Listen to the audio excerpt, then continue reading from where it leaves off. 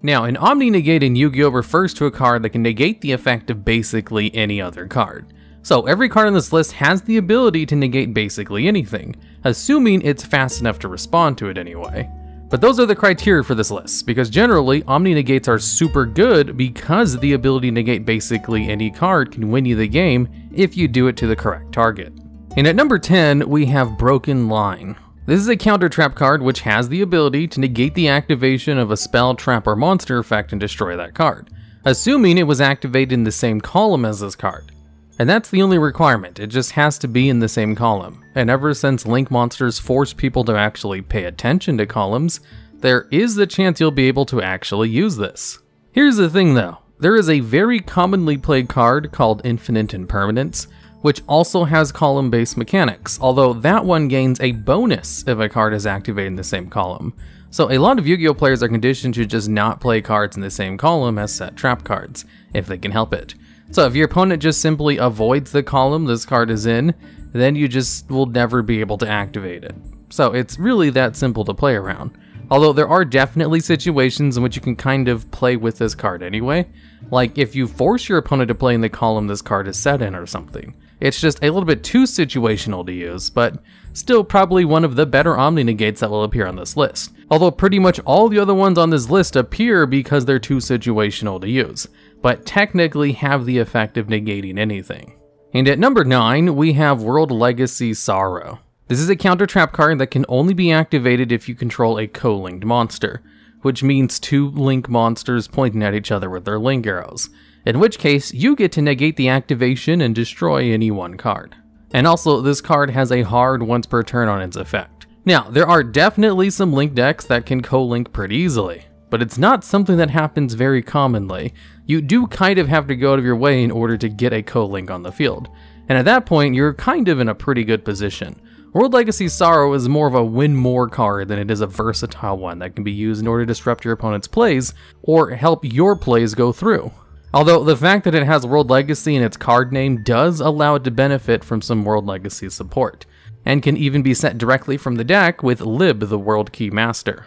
Although even with those interactions, it still rarely sees competitive play, because they are just easier to use semi-Omni Negates you can use instead, which also don't have an arbitrary hard once per turn. So it does make this list, but only at a low spot. And at number 8, we have Jolt Counter. This is a counter trap card which can negate the effect of any spell, trap, or monster effect and destroy the card, assuming two conditions are met.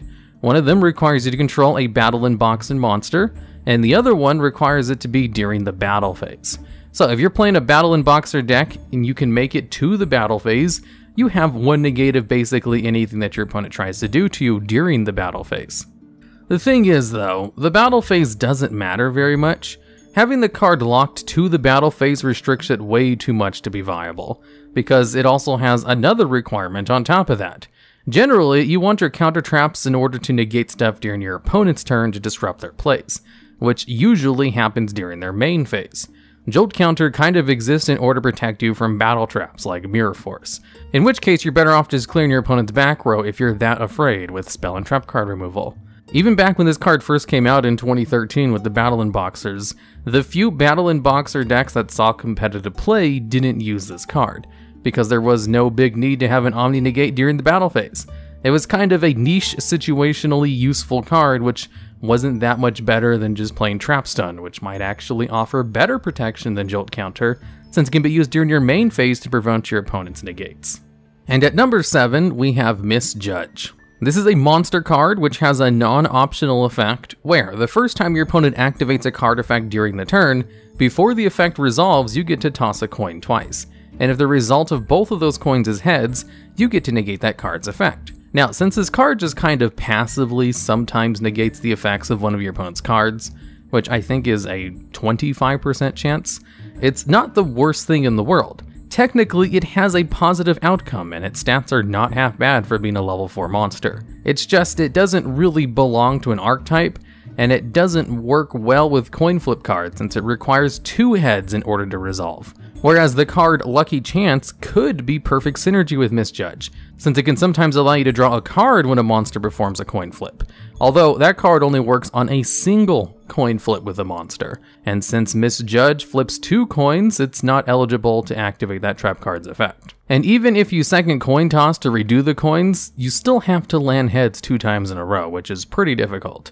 So what I'm trying to say is Misjudge is not bad, it's just it doesn't really have any synergy with other cards or archetypes. So if they just kind of built an archetype around this card, which allowed you to use Misjudge in the field almost effortlessly, then it might not be half bad in the future, since you'd essentially gain a 25% chance to negate the first card effect your opponent uses during their turn, or on your turn. It does work on both players' turns, which is a nice effect to have in addition to something else.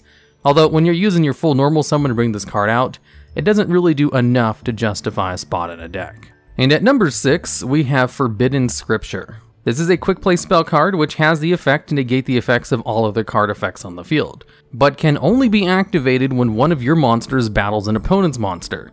The effect only lasts during damage calculation, and it also changes the attack and defense of both monsters to their original attack and defense. So this card basically just shuts down everything during damage calculation, and resets both their cards to their most prime state. So, its uses should be pretty obvious. Say you're trying to attack over something that has a very high attack, like Dark Rebellion XYZ Dragon. This would allow you to set it back to its normal 2500 attack value, and then you could beat over it much easier as long as you had a monster with a base attack that could beat over it. It also allows you to negate the effects of Honest-like cards, since it happens at the very end of the damage step and kind of resets the attacks of both monsters, and negates everything else on the field for that incredibly short window of opportunity. So you can't really activate anything else in response to it without it also just being negated. Although, for the same reason Jolt Counter doesn't really see play, no one really cares about activating stuff during the battle phase anymore. And playing an anti-honest card in the form of Forbidden Scripture is kind of too niche to see competitive play. The effect to shut down all card effects on the field for a limited amount of time can have a lot of funny, unintended side effects. Like if your opponent had another monster on the field who had a temporary attack boost, like 10,000 Dragon for example. Forbidden Scripture would just kind of reset that monster's attack to 0 accidentally, even if you're not trying to use